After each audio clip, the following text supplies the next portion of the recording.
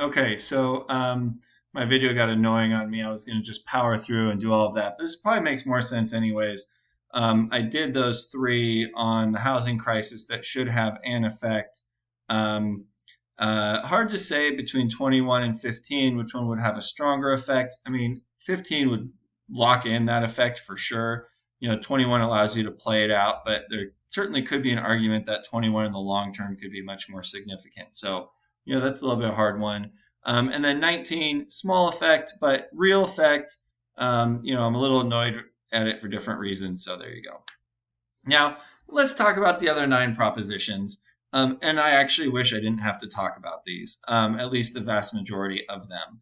I start getting really annoyed with all of these 12 propositions. It's annoying.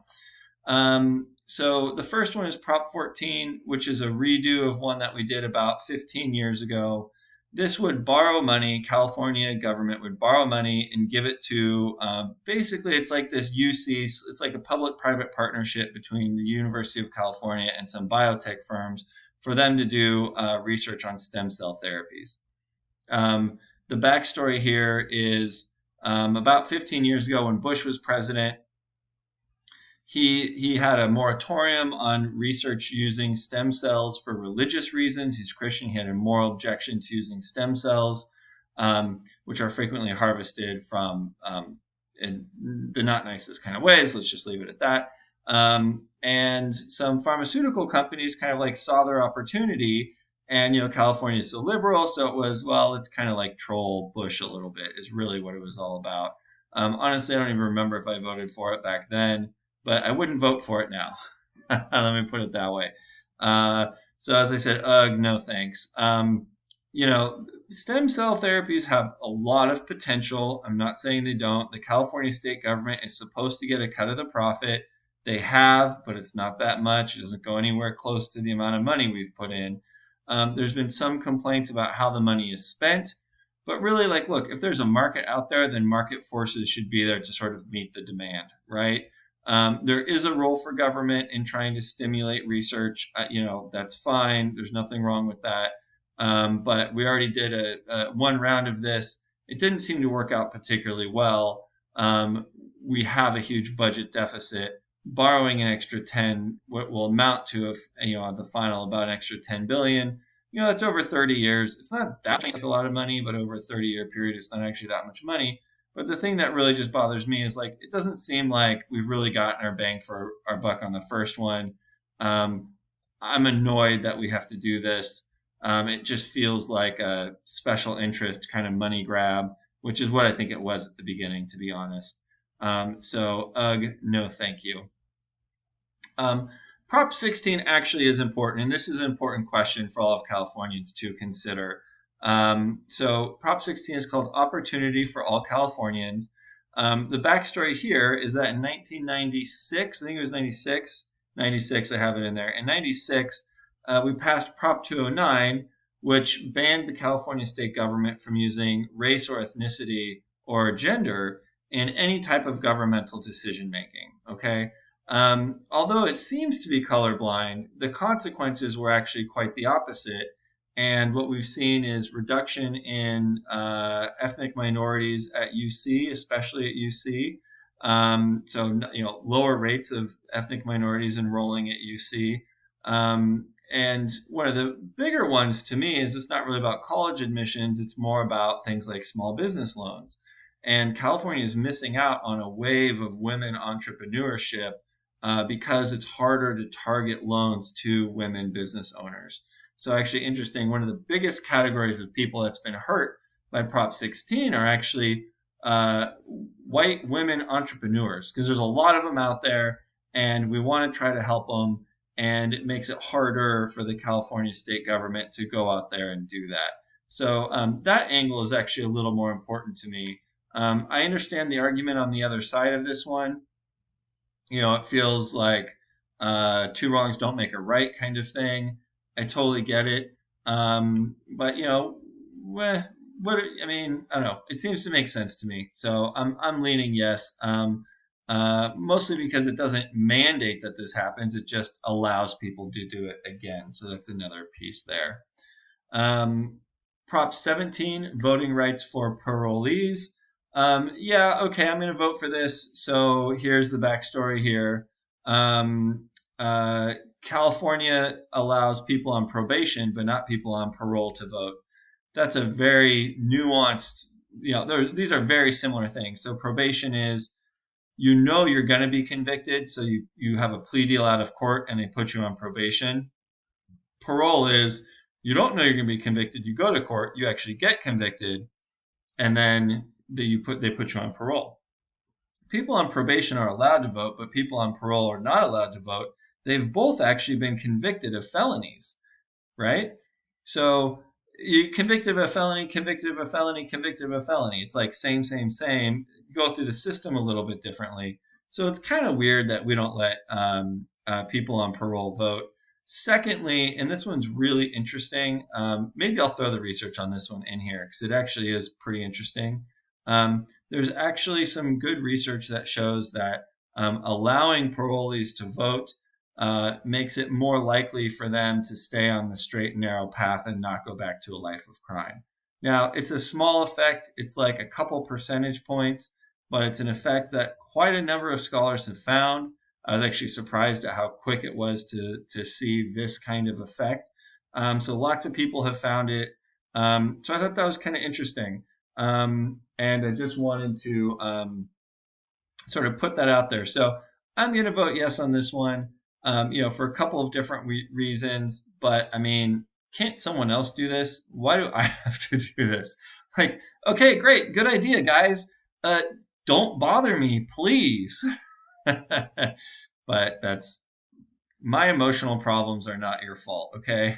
That's my joke about.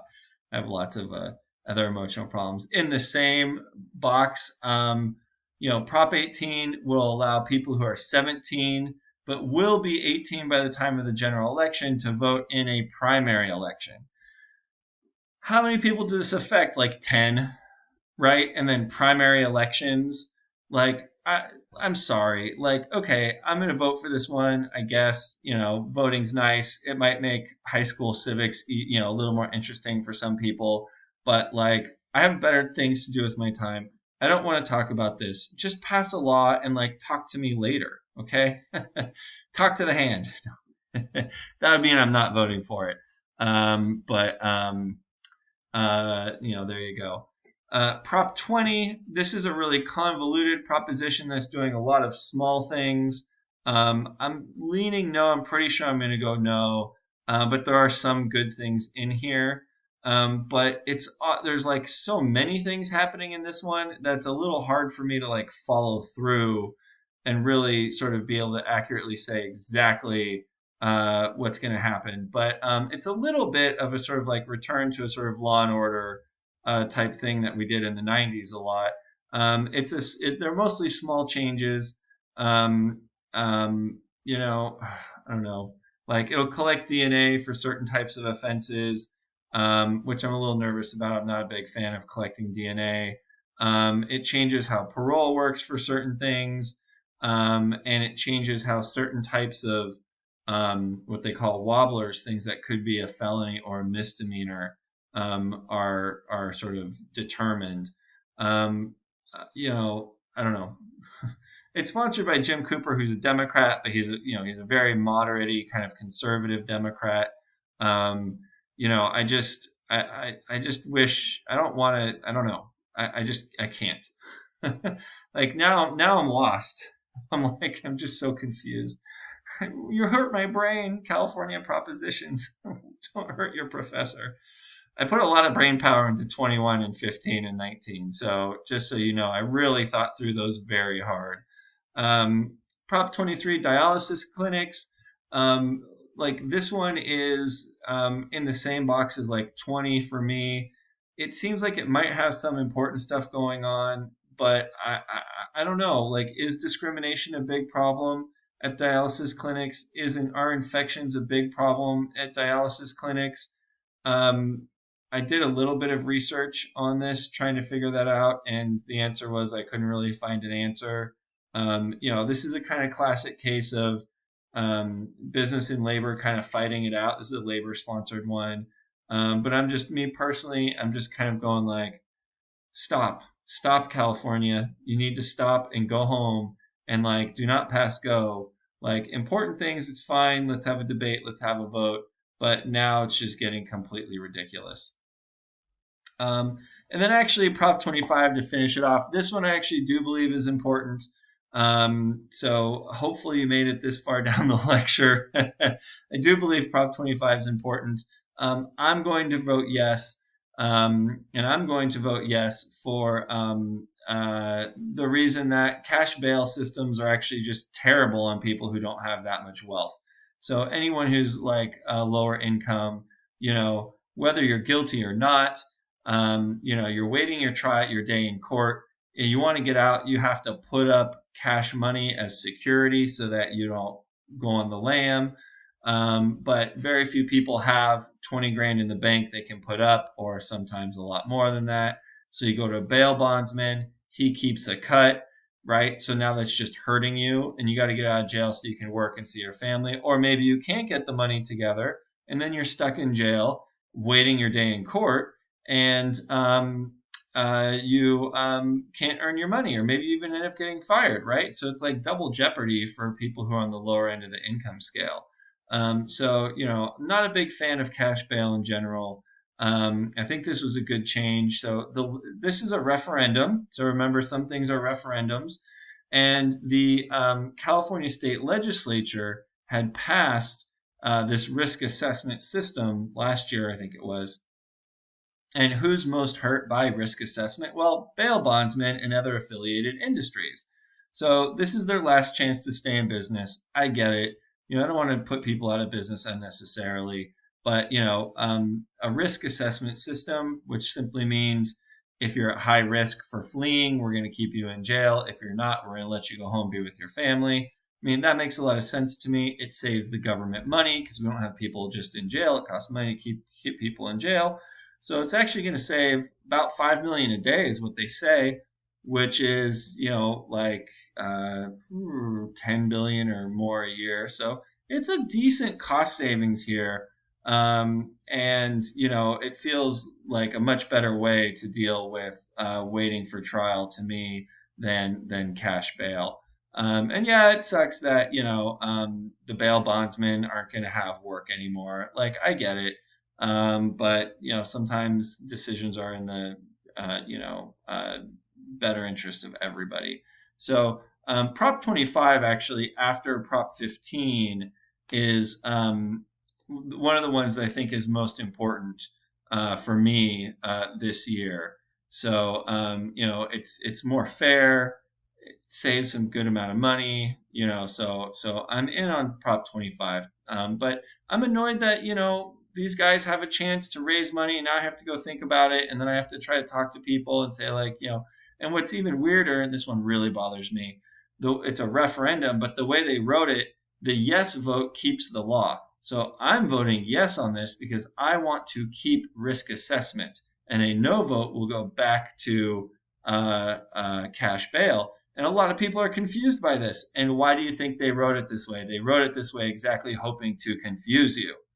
Arrgh. Selby mad. What does Hulk say? Hulk smash. Selby smash. I'm going to smash my computer now. Okay, I'm kidding. But I made it through my video. Thanks for watching. I hope you had a good time and learned something. If you didn't and you never want to see me again, class will be over in 8 weeks. And there you go. All right, guys. Have fun voting.